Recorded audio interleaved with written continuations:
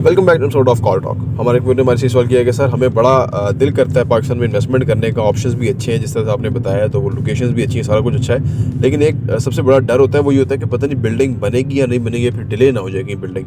क्योंकि अगर डिले हो जाती है तो पाकिस्तान में कोई ऐसा निज़ाम तो है नहीं है, फिर कोई ऐसी अथॉरिटी तो है नहीं है कि जिसको आप जाके कहेंगे कि यार मेरी ये हो गया मसला और वो आपका मसला हल कर देगी, तो मामला बड़ा फंस जाता है। इस सिचुएशन में कैसे इस चीज़ से निकलें, कि इस डर से कैसे निकलें कि कहीं बिल्डिंग डिले ना हो जाए, फिर बिल्डिंग कहीं बने ही ना। आइए इस पर बात करते हैं।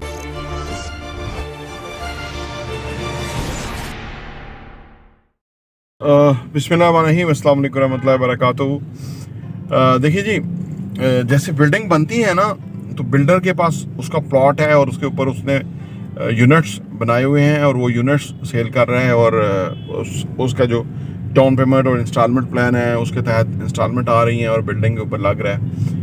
तो इसमें जो सबसे बड़ा नुकसान है ना, अगर बिल्डिंग ना बने, रुक जाए, सबसे बड़ा जो नुकसान होता है वो दरअसल बिल्डर को ही होता है, और ख़ासतौर पर बहरिया DHA वगैरह के अंदर। उसकी वजह यह कि प्लॉट वो किसी को दे नहीं सकता, क्योंकि वो प्लॉट ट्रांसफ़र नहीं होता कि जबकि उसने कुछ चीज़ों को बेच दिया होता है। तो प्लॉट सोसाइटी के अंडर होता है, और अगर कोई एक इधर 2-4 कंपनियां जिन्होंने ऐसा किया हुआ है, तो जिन लोगों ने वहाँ इन्वेस्ट किया था तो वो बहरिया से इन टच हैं। अब बहरिया ने उनको वार्निंग दी है कि आप अपने क्लियर करें ड्यूज़, नहीं तो वो फिर बहरिया प्लॉट को जब्त करेगी और वो फिर किसी और को बेचेगी, और फिर जो पैसा आएगा वो जो फैक्ट्रीज हैं उनमें डिस्ट्रीब्यूट होने के बाद जो उनका बचता होगा वो उनको दे देगा। तो सबसे ज़्यादा जो नुकसान उठाता है इस सूरत हाल में वो बिल्डर ही है। और दूसरी बात यह कि जो लोगों का तो नुकसान नहीं होता, उसकी वजह यह कि वो बहरिया अथॉरिटी है या DHA अथॉरिटी है, वो बंदे को निकलने नहीं देती कि भाई आप पैसा इकट्ठा करें और आप निकल जाएं और वो पीछे काम वैसे का वैसा रह जाए। ऐसा नहीं होता। ऐसा बुनियादी तौर पे बाहर तो शायद हो जाए, बहरिया DHA में नहीं होता। लोगों को उनका जो राइट है, उनकी जो पैसा है वो मिल जाता है, और वो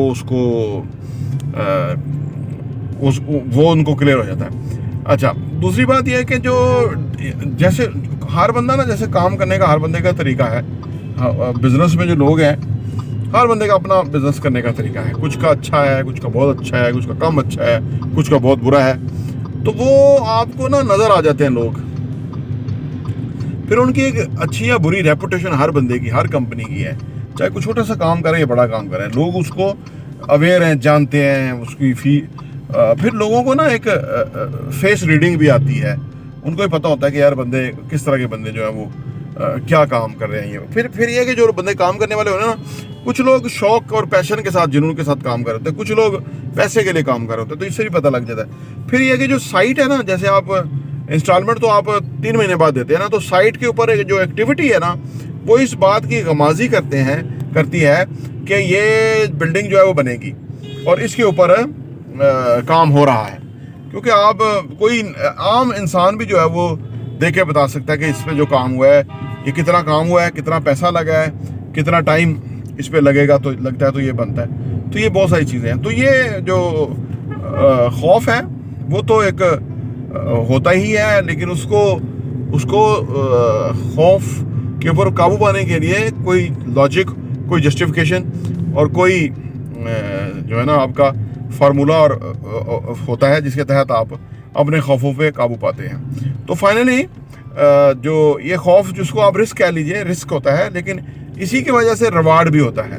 तो यानी आपने हर चीज़ चेक कर ली और बाकी आपने अल्लाह पे छोड़ा, और अब वो चीज़ जो है ना वो इंशाल्लाह वैसे ही होगी जैसे आपने सोचा है या जैसे बताया गया है। तो फिर उसके ऊपर आपको प्रॉफिटेबिलिटी और मुनाफा और मतलब रिटर्न ऑन इन्वेस्टमेंट आता है।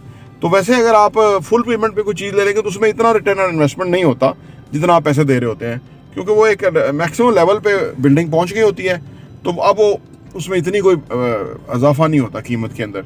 तो इसलिए लोग जो है वो बिल्डिंग में इन्वेस्ट करते हैं कि जहाँ प्रोग्रेसिव बिल्डिंग हो, काम हो रहा हो, और वो उसके अंदर पैसा लगाने से थोड़ा पैसा लगता है, 30% डाउन पेमेंट, बाकी थोड़ा थोड़ा देना है, तो वो उस पर जंप ज़्यादा आता है। हमारे यहाँ लोगों ने 30-40 लाख इन्वेस्ट किया 1.5 साल के अंदर, आज उनकी जो इन्वेस्टमेंट है वो 90 लाख रुपए डबल से भी ऊपर हो चुकी हुई है। तो छोटी इन्वेस्टमेंट की मैं बात कर रहा हूँ। तो छोटी इन्वेस्टमेंट के साथ आप किसी भी प्रोजेक्ट में जब इन्वेस्ट करते हैं और देखभाल के करते हैं तो आपको बहुत फायदा होता है। प्रॉपर्टी इंटरव्यू देखने का बहुत बहुत शुक्रिया।